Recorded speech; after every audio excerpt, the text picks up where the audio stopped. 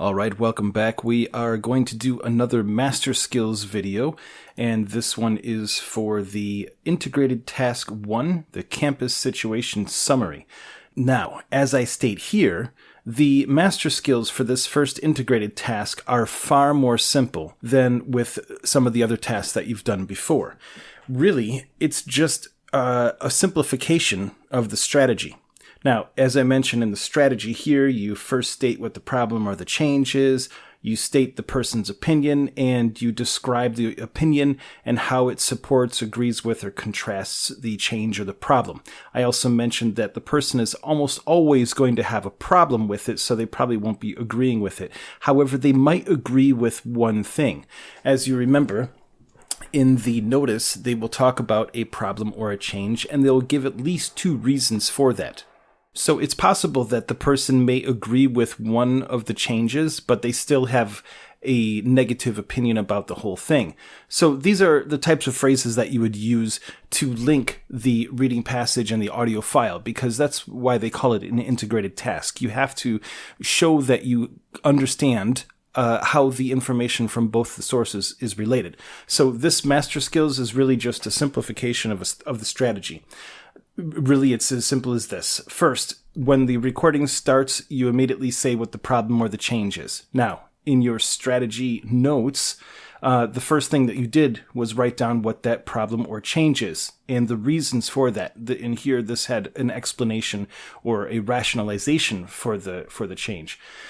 So briefly state what the problem or change is. Second, you would briefly state the reasons for the change. You don't want to describe this in detail. Simply mention it. That's it. You don't have to say anything more than that. Immediately move on to the next part. In the audio file, we learned that the woman doesn't really like this. Now, here I wrote doesn't agree. And you notice that when I was speaking, I said doesn't really like this. It's because part of making it sound natural is the way that you speak in the moment. These are your notes, so they're your words, so you shouldn't be confused by them. So when you're just looking over the notes and seeing the points that you wrote, you should be able to speak from your notes very naturally. So the opinion, it's good or bad. Okay, so then you use whatever words come to your mind to express that situation. And this is also where practicing comes in, because the more you practice this, the more natural it will be. Okay, so the person doesn't agree. Next, you immediately go to the reasons. Now, this is where you get into describing the written part more, because you're showing how it's linked to what the person is saying. And as I mentioned in the tricks and traps videos, that one of the only traps that you could fall into was not showing how the two sources are linked, but I also said that you shouldn't really worry about that, because simply by describing what the person said, you're automatically going to be linking the two. And this is where you use phrases like this, because the person's first reason is going to be related to one of the reasons that they stated in the reading. So then when you speak about that, you use the phrases like, as it was stated in the bulletin, the first reason. But the person didn't really think that was a good idea because blah, blah, blah, blah, blah. So then when you move on to the second reason is going to be related to the other reason. Now, it's possible that the person speaking might start off with reason number 2 and then move to this one. It doesn't matter which one you talk about first. As long as you talk about both of them, then it's fine. So when you're speaking about this, the person's first reason why they don't like the change, whatever it is going to be related to one of the reasons that was stated in the bulletin. It could be the first reason or the second one. The order doesn't matter. It's just that when you speak about this, the person didn't really like the idea because this, even though it said here, they thought that wasn't a very good idea, something like that. And then with the person's second reason for not liking the change, it's going to be the other reason. So then when you're speaking about this, you're automatically linking the two, and that's why you shouldn't really worry about falling into that one trap. And then finally, finish up by giving a summary statement. And that's why the person didn't really like the idea of the change. And this is where you get to repeat the person's opinion and also what the change is.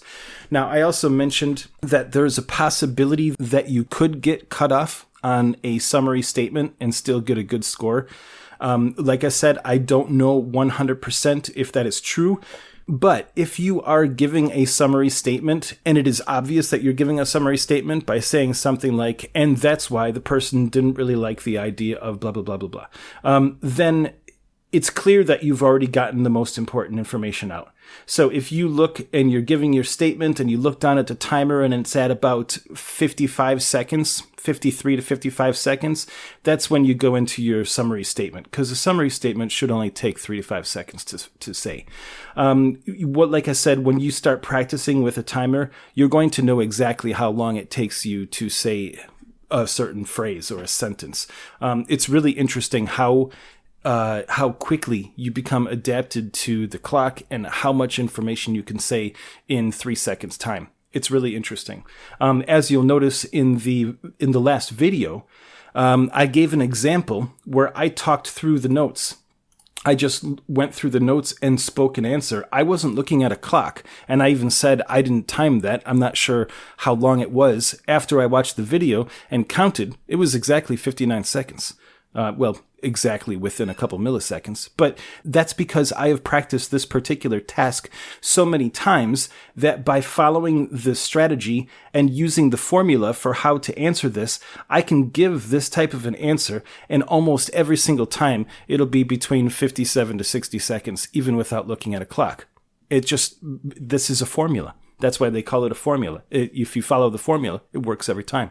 So really, that's it. That's the master skills. It's just following the simplified, this one. It's following the simplified formula. It's basically the same as the strategy, but just simplified a little bit more. You state your change, the person's opinion. They don't like this because reason 1 and also reason 2, and then summary statement, and you're done. So, that's it. And you have just now finished the first of the integrated tasks. The next lesson will be on the second integrated task. So we will go over that in the next lesson. Thank you for stopping by, and we'll see you soon. Have an excellent day.